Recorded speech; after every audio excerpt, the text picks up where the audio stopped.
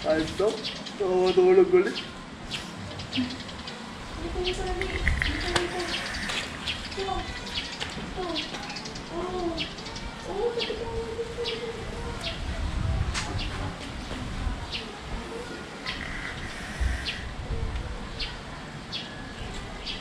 Tayong oras lang.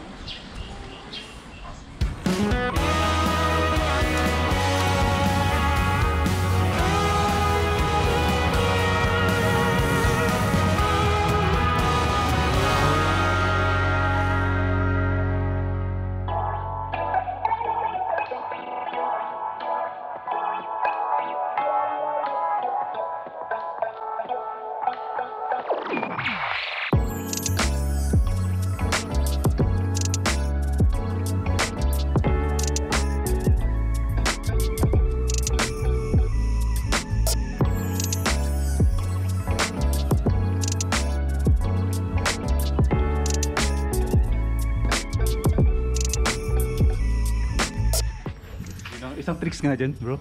Tricks ka nga. Mahangin eh. Ha? Mahangin. Yun nga eh, doon nga lalabas yung galing mo kapag ano eh, mahangin eh. Oh. Yung pahigop. Gawin mo yung ano, yung pagkabuga mo. Higupin mo na. Sa akin, tumutulong si Pongo doon. Ha? Tumutulong si Pongo doon. Ginagawa mo talaga yun? Loko, hindi mo... Joke lang yun. May ganun ba?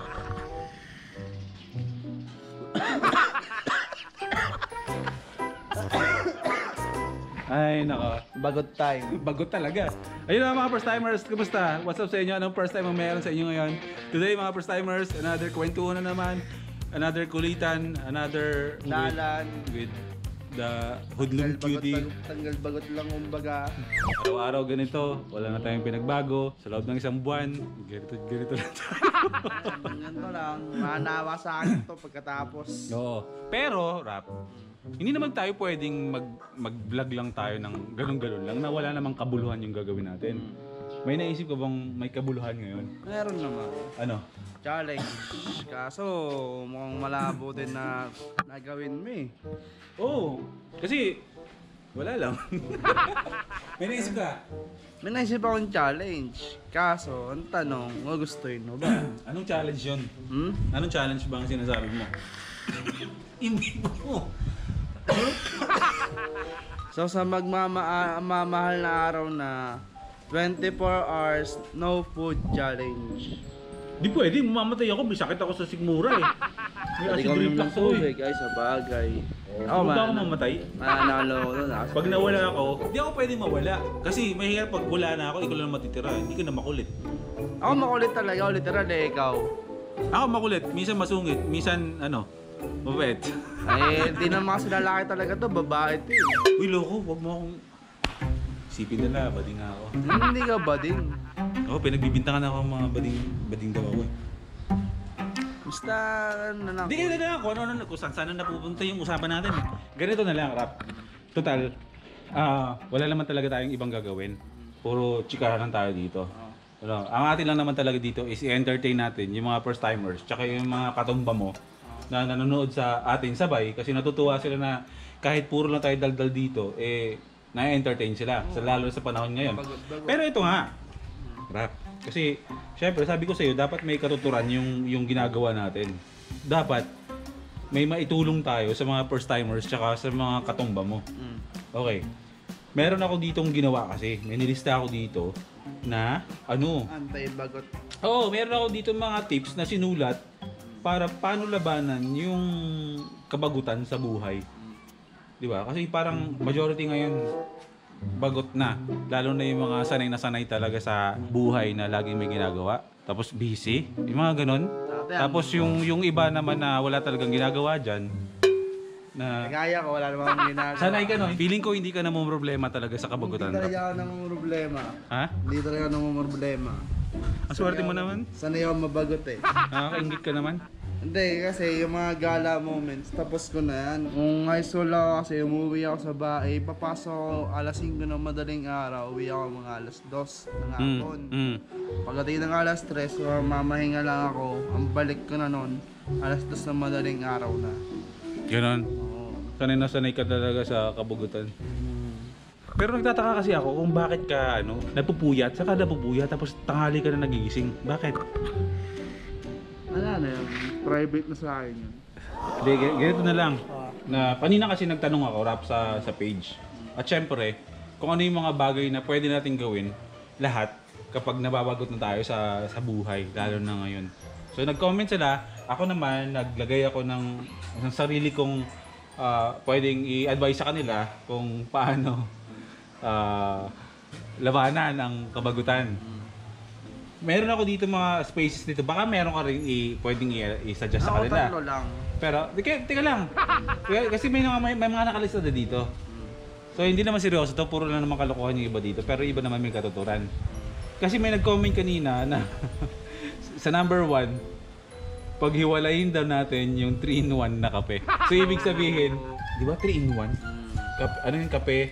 Sugar. Sugar tsaka Creamer. Paghihiwalayin. Hindi, ito na lang. Ito, seryoso na talaga. Itong tip number 2 na to mga first timers. Seryoso to. Ang pwede nyo gawin kapag nababagod kayo is mag-video call kayo. Video call sa Facebook. Di ba? Marami na kayong time. Eh di yung mga kaibigan mo na hindi mo na nakakausap. Buhay, girlfriend mo, mama mo, gano'n. Time na para pwede nyo silang i-video call. Dating ng pagka naging okay na ang panahon ulit. Kanya-kanyang buhay na ulit na. Kanya-kanyang buhay na naman. Eh ako, wala naman akong gagawin na gano'n. So, ang gagawin ko lang, pagka kailangan sa tindahan namin, doon lang ako. Kaya lang namang i-video call mo, nasa isang bahay lang kayo. Masang ka, dito rin ako sa bahay. Busit ka. Kasi, ito, meron akong pangatlo dito. Gusto ko ikaw yung ikaw magbasa. Basahin mo.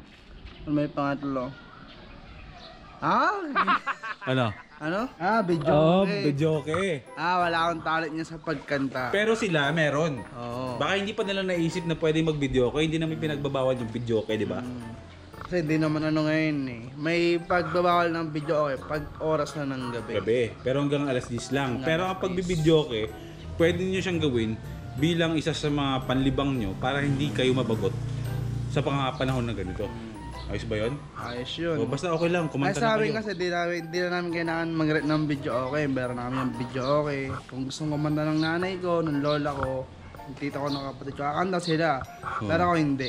Huwag kang kakanta. Hindi ako kakanta. Dahil akong talent sa pagkanta kasi paos ako. Masisira ang buhay namin. Masira ang buhay natin yan. Yung number 4 na tip namin sa inyo. Para sa akin din yung para sa akin din yung Ikaw ang number naisip four ko na yan, dito. Ikaw ang naisip ko kung bakit ko nailista to. Ay, grabe. Rap. Kasi sa number 4, nakalagay dito, habaan ang ligo time. Hindi lang habaan ang ligo time. Chance mo na para maghilod, Rap. Ba't ako? Grabe sila, ako talaga. Kasi ganito ay hindi ko nga pala busy. Kahit sino naman, di ba? Pag pumapasok tayo, nagmamadali tayo maligo. Oo, imbes na pinamatagal mo dapat o pinamabilis mo sa banyo kung may pasok pa is mga 10 minutes. Ako, walang 5 minutes tapos ako maligo eh. Ikaw ba tatanungin ko naghihilod ka? Oo. Nangihilod ako. Hindi lang halata. Kita mo? Pero nagmamadali ka maligo, di ba? Oo. Ito na. Yun ang sinasabi ko. Kung nagmamadali ka maligo, ito na yung time na hahabaan mo. Pwede mo nang habaan yung ligo time mo. Plus, dagdagan mo na ng mas mahabang time para maghilod.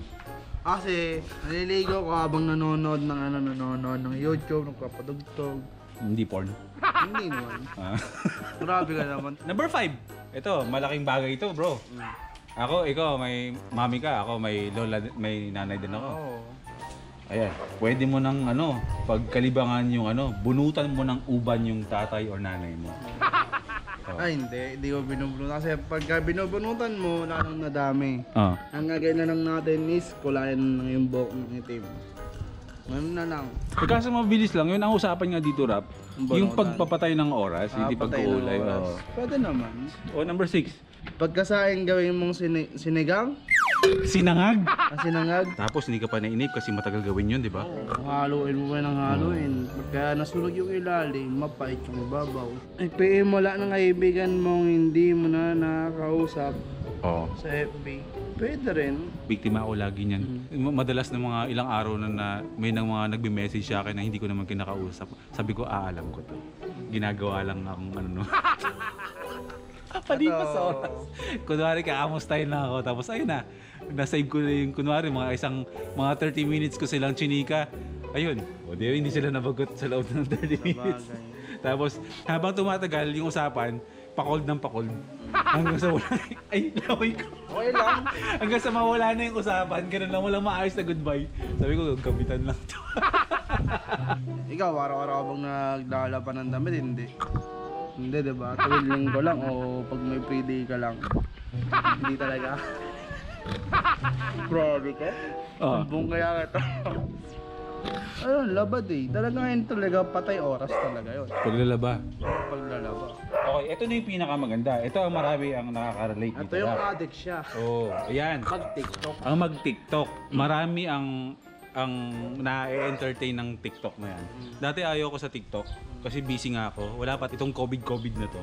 Sabi ko, ay mukhang interesting nga talaga tong TikTok ah. Kasi once na tinignan mo na yung feed ng TikTok, ma-entertain ka na doon sa mga nakikita mo, doon maikli mga videos. Pero entertaining siya, nawawala yung bagot mo.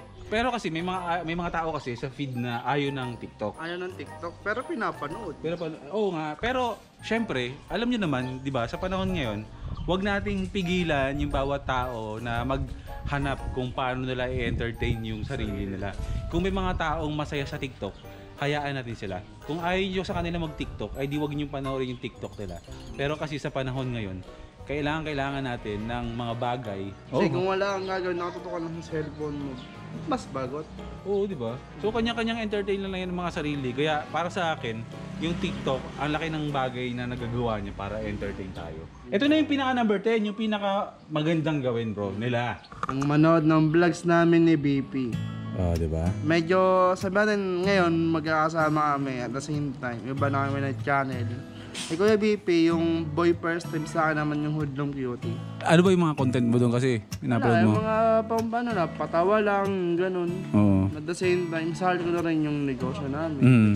Ay basta ganun, para sa amin, ang number 10, manood kayo ng vlogs namin. Pare-pareho tayong lahat naiinip dito sa Pilipinas, pero andito kami ni Hoodlum Cutie para mag-entertain din. Para ma-entertain din kami, pati kayo. Pwede happy tayo lahat. Kahit ganitong kwentuhan lang na wala namang minsang katuturan, okay na rin to, nakakalibang na rin to. Nasaran, kung mag-asaran lang, good vibes lang, walang OP-OP. Eh, wag na natin patagalin. Basta ang goal lang namin dito mga first timers, mga katumba, is sana magawa natin ng paraan yung kabagutan natin sa araw-araw. Kasi day 8 pa lang tayo, mayroon pa tayong 3 weeks. So, yung advice namin sa inyo is gumawa kayo ng paraan. Kayo naman makakatuklas din eh. Kanya-kanyang ano lang tayo, kanya-kanyang gawa lang tayo ng mga trip. No? Mag-invento lang kayo, mag-explore lang kayo ng mga bagay na hindi nyo ginagawa, gawin nyo. Unti-unti, mapapansin nyo sa everyday na gagawa kayo ng mga bagay na hindi nyo naman madalas ginagawa talaga nung wala pa tong quarantine na to. Kasi ako kahit ngayon, yun yung inaaral ko eh. Sobrang mainipin ako eh. Pero kung unti-unti nyo aalamin kung ano yung mga bagay na pwede nating gawin sa araw-araw para maitawid natin yung kabagutan na to. Ang mahalaga, explore mo rin yung sarili mo sa loob ng bahay to make a bonding with your family. Yun. Yun na yung Sa wakas. ng gagawin. Natumbok mo. Tama, banding-banding lang. Kasi pag bumalik na ulit tayo sa trabaho, Wala na. yun, balik na naman tayo sa nakagawian natin. Kumbaga, back-zero na naman tayo yan. Balik na naman sa dati. Maghahabol na naman tayo ng oras para sa mga mahal nyo sa buhay. So ngayon, bawi-bawi na. Okay, so ayun lang mga first timers. Magkita ulit tayo bukas sa susunod na vlog. Bahala kung ano yun. Basta importante, maaliw namin kayo, ma-entertain namin kayo, at mawala yung kabagutan nyo. Okay, see you tomorrow mga first timers. Life is good. Bye-bye. Dapat may ending ka eh. Ha? Yun na. Hanggang sa susunod, baka ikaw nang itumba ko. Ganon. Wag naman yung Di ba katumba, di ba? Hanggang sa muli, ako si Hoodlum Cutie. Ingat ka. Baka ikaw nang susunod kong itumba. Hanggang sa muli ako si Hoodlum Cutie. Ingat ka, baka ikaw na susunod itumba. Yan!